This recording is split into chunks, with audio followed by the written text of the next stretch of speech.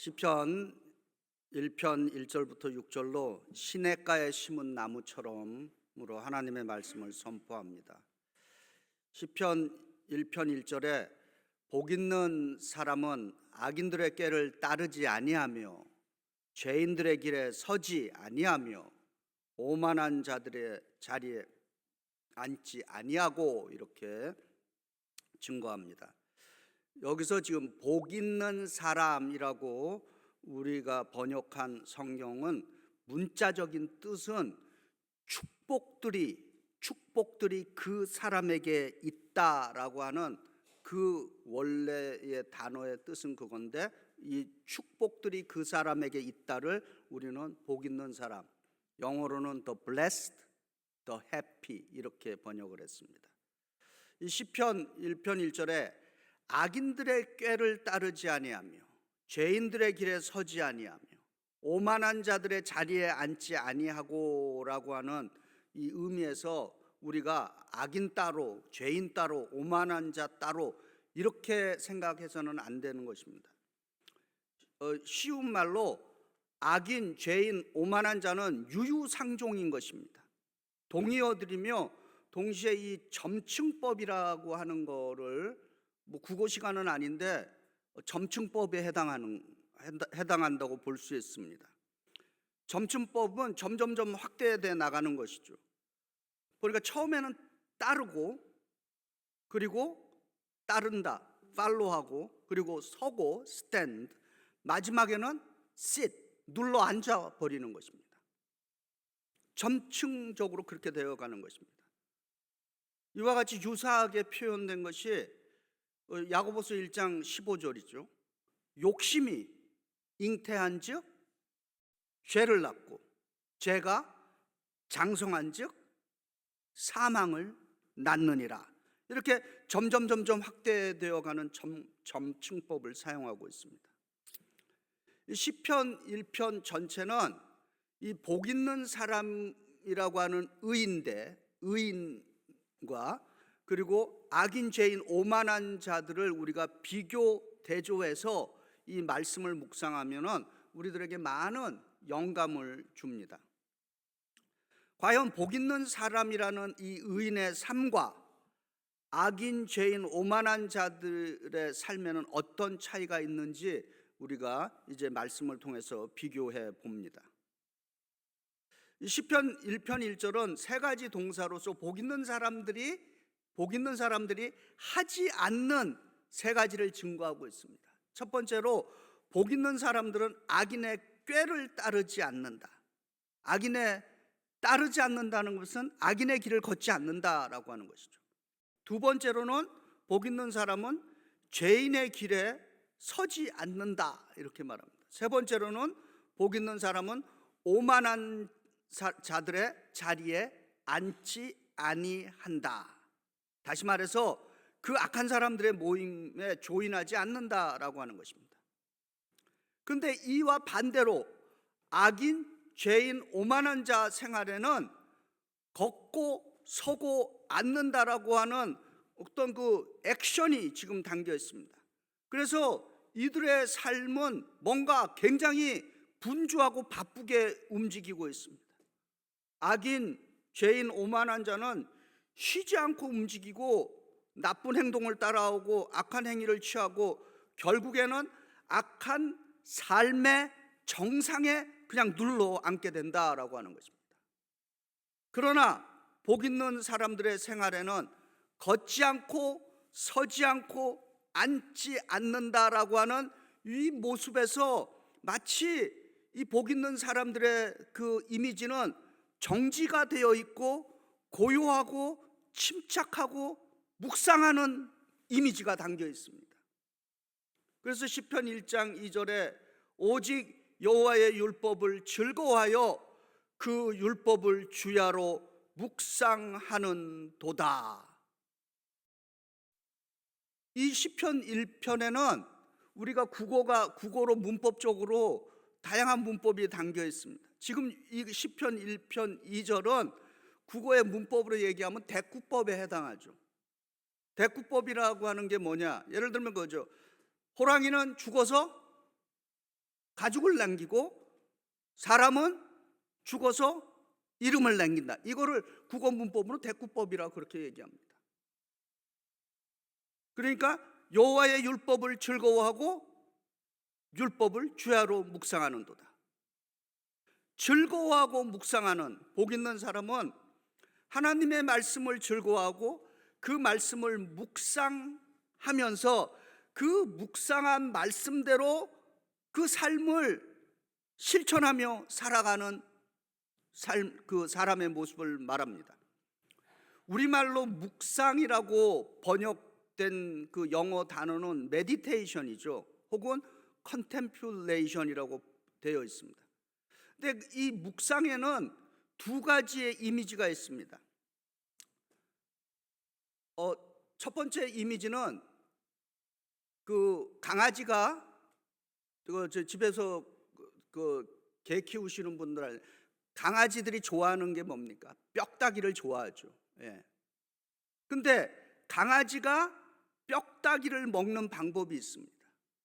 한 번에 다 먹어 치우지 않아요. 막 이리 씻고 저리 씻고 막 핥고 그러다가 또 남겨놨다가 또 막 놀다가 또 와갖고 또 그 뼈다귀 또 핥고 씻고 또 그러다가 또 남겨놓고 그렇게 그런 걸 계속 반복하는 거죠. 두 번째 이미지, 묵상의 이미지는 되새김질하는 동물의 모습에서 이제 유래를 한 것입니다. 소, 엄청난 양의 풀을 먹습니다. 그리고 소는 가만히 서서 배가 부르면은, 그런데 그 모습을 보면은 계속해서 한쪽 구덩이에 서서 우물우물합니다. 자기가 다 먹은 거 다시 꺼내서 씻고 영어로 추잉하고 그리고는 다 소화해갖고 또 다시 생기는 거죠. 바로 하나님의 말씀을 묵상한다라고 하는 그 의미가 이런 거라고 하는 것입니다. 묵상한다. 하나님의 말씀을 우리가 계속해서 곰곰하게 생각하고 되씹어 보는 것입니다. 그렇게 묵상을 하면은 소가 풀을 그렇게 먹고 소화를 완전히 시키면은 그것이 소에게 피가 되고 살이 되는 것입니다. 마찬가지로 우리가 하나님의 말씀을 되새김질 하듯이 묵상을 하면은 하나님의 말씀은 진정으로 우리 영혼에 피가 되고 살이 되고 근육이 된다라고 하는 것입니다. 그래서 시편 119편 103절에 시인은 이렇게 고백합니다. 주의 말씀의 맛이 내게 어찌 그리 단지요 내 입에 꿀보다 더 다니이다. 아멘. 이걸 어떻게 알았을까요? 말씀을 씻고 되새기고 하다 보니까 이 하나님의 말씀이 이렇게 참 꿀처럼 단 것입니다. 하나님의 말씀을 뭐 잠자는 데만 쓰지 마시고 그 어떤 분들은 그 잠이 안 올 때 읽으시면 잠이 잘 오신다 그러더라고요. 뭐 그렇게 하셔야 되는데 하나님 말씀을 이렇게 그 되새김질하는 짐승처럼 한번 되새겨 보시고 묵상해 보시기 바랍니다. 그러면 하나님의 말씀, 이 시인은 그런 묵상을 했기 때문에 하나님의 말씀이 자기 입에 얼마나 단가라고 하는 것을 깨닫게 되었던 것입니다. 그 다음에 이제 시편 1편 3절에 그는 시냇가에 심은 나무가 철을 따라 열매를 맺으며 그 잎사귀가 마르지 아니한 것 같으니 그가 하는 모든 일이 다 형통하리로다. 아멘. 지금 여기서 또 이제 국어 문법이 나오죠. 시인은 복 있는 사람을 나무에다가 비유해서 지금 의인화를 시킨 거죠. 나무를 의인화시킨 것이죠. 사람을 종종 나무에다가 비유하는 표현들을 우리가 봅니다. 어떤 나무는 실제로 사람 형상을 하고 있어요. 그래서 예전에 그 시골길 걸어갈 때 가로등 밑에 나무가 이렇게 있는데 마치 사람이 서 있는 듯한 그런 느낌을 받을 때가 있잖아요. 그러니까 나무가 사람을 닮았는지 사람이 나무를 닮아야 하는지 그런 것들이 참 이미지를 우리에게 줍니다. 한국의 시인 가운데 그 박시교라고 하는 분이 이 나무에 대해서 이렇게 시를 썼어요. 나무도 아름드리쯤 되면은 사람이다. 안으로 생각에 결 다진 것도 그렇고 거느린 그늘이며 바람도 그 넉넉한 품 또한 한 격으로 치자면은 소나무가 되어야 한다. 곱고 푸르른 혼 천년을 바치고 서 있는 의연한 조선 선비 닮은 저 산비탈 소나무 함부로 뻗지 않는 가지끝 소수란 하는 무슨 말로 그 깊이를 다 헤아려 섬길 것인가. 나무도 아름드리쯤 되면 고고한 사람이다. 이런 시가 있습니다. 지금 이 시냇가에 심은 나무로 상징되는 이 복 있는 사람의 모습은 지금 이 악인과 그 죄인과 그 오만한 자와 다르게 지금 이분의 모습에는 시냇가에 심은 나무 뭔가 어디에 고정이 되어 있습니다. 그리고 여기에 조용함과 고요함이 있습니다. 복 있는 사람의 모습에는 어떤 인생의 뿌리가 있다라고 하는 것을 이렇게 볼 수 있습니다. 돌아가신 그 마더 테레사 이분이 이 조용함을 우리 영성에다가 영의 영성에다 연결을 해서 이런 표현을 했습니다. 하나님은 조용함의 친구이다. 나무와 꽃들과 풀들은 조용하게 자란다. 그리고 하늘의 별들과 해와 달은 조용하게 운행한다. 영혼을 어루만지기 위해서는 조용함이 필요하다. 고요함이 필요하다. 이런 말을 했습니다. 산을 산되게 만드는 것이 무엇이라고 생각하십니까? 산을 산되게 만드는 것은 그 산 속에 돌아다니고 뛰어다니는 동물이 아닌 것입니다. 산을 산되게 만드는 것은 그 산에 뿌리를 내리고 있는 나무들이 산을 만드는 것입니다. 마찬가지로 교회를 교회되게 만드는 것은 나무처럼 뿌리를 내린 성도들이 교회를 건강하게 만드는 것입니다. 우리 베이사이드 연합감리교회 뿌리를 내리는 교인들이 되시기를 기도합니다. 시편 1편 3절에 계속해서 저는 시냇가에 심은 나무가 시절을 쫓아 과실을 맺으며 그 잎사귀가 마르지 아니함 같으니 그 행사가 다 형통하리로다.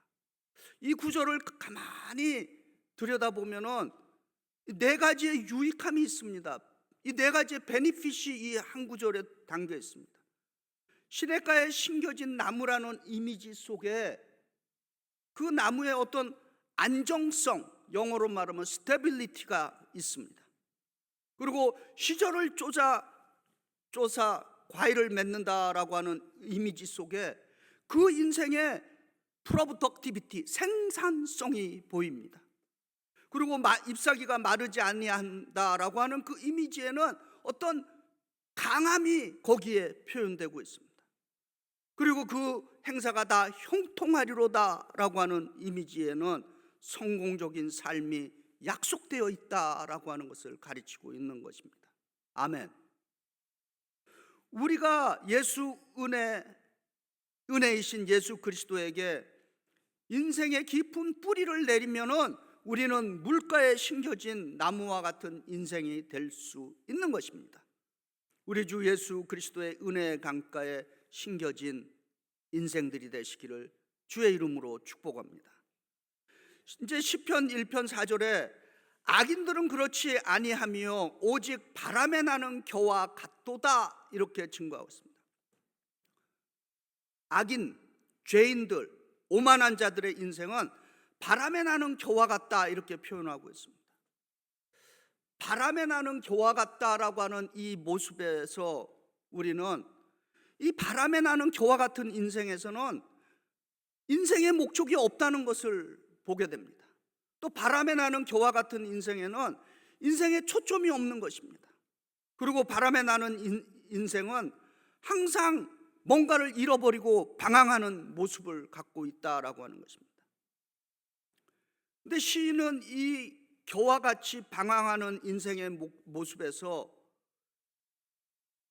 이 한 구절에 이렇게 표현하는 것이죠. 바람에 나는 겨, 쭉정이 잠깐 보이다가 바람에 훅 날려가 버리기 때문에 금방 있다가 사라져 버리는 인생을 그렇게 표현하고 있는 것입니다. 어렸을 때 시골에서 농사 지신 분들은 아실 겁니다. 이 키질 하잖아요.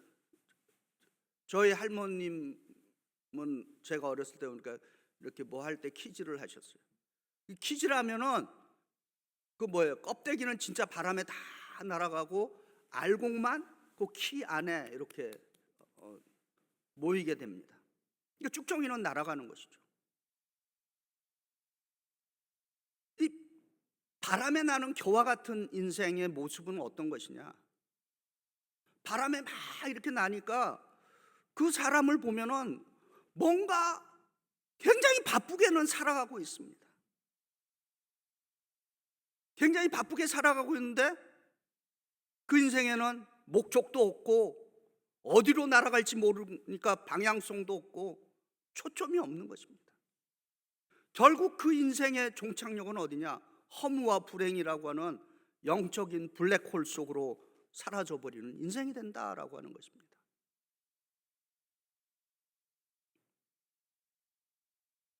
우리 신앙인들 가운데는 복 있는 인생, 목적이 있고 방향성이 있고 집중력이 있는 인생을 산 수많은 믿음의 거장들이 우리 역사 속에 있습니다. 19세기에 아주 복음 전도에 굉장한 이름을 가졌던 분이 있죠. 드와이트 무디라고 하는 분이 있습니다. 이분의 인생의 슬로건이에요. 좌우명, 모토, 헌신하라 그리고 집중하라. 이게 이분의 생애 목표 슬로건입니다. 또 우리가 잘 아는 또 빌리 그레엄, 이분의 생애 슬로건은 죄로 무감각한 사람을 구원하는 것이다. 이것이 이분의 목표입니다. 요한 웨슬레, 이분에게는 이런 별명이 있어요. 한 권의 책의 사람, 성경의 사람이라는 거죠. 그래서 이분의 인생의 슬로건은 세계는 나의 목회지이다. 세계는 나의 목회지이다. The world is my parish. 그리고 사도 바울은 성경에서 자신의 삶의 목적, 방향성, 집중성에 대해서 빌립보서 3장 13절과 14절에 형제들아 나는 아직 내가 잡은 줄로 여기지 아니하고 오직 한 일 뒤에 있는 것은 잃어버리고 앞에 있는 것을 잡으려고 표대를 향하여 목표를 향하여 그리스도 예수 안에서 하나님이 위해서 부르신 그 부름의 상을 위하여 나는 쫓아가노라. 아멘. 얼마나 집중력이 있고 방향성이 있고 목적이 있는 인생인가라고 하는 것입니다. 바람에 나는 겨와 같이 방황하고 초점이 없고 목적 없이 사는 것. 죄가 무엇이냐? 이 시편 1편은 우리들에게 죄가 무엇이냐라고 했을 때 그 죄는 바람이 나는 겨와 같이 사는 인생이 죄이다라고 하는 것입니다. 그 죄의 내용이 뭐냐? 방황하고 초점 없고 목적 없이 사는 인생. 그런 인생이 죄인이다라고 하는 것입니다. 우리는 시편 1편이 증거하는 이 두 가지 인생을 다 살 수는 없습니다. 우리는 악인 죄인 오만한 죄의 길을 따르든지 아니면 복 있는 의인의 길을 걸어서 형통하든지 둘 중에 하나밖에 갈 수 없는 것입니다. IT라고 하는 그 나라의 속담에 이런 말이 있습니다. 개가 네 다리로 걷고 있습니다. 그러나 그 개는 결코 네 길을 동시에 걷지는 않는다라고 하는 그러한 속담이 있습니다. 성령 하나님의 도우심으로 우리 주 예수 그리스도의 은혜의 강가에 심겨진 나무처럼 우리 인생의 뿌리를 우리 주 예수 그리스도께 뿌리 박으시기를 축복합니다.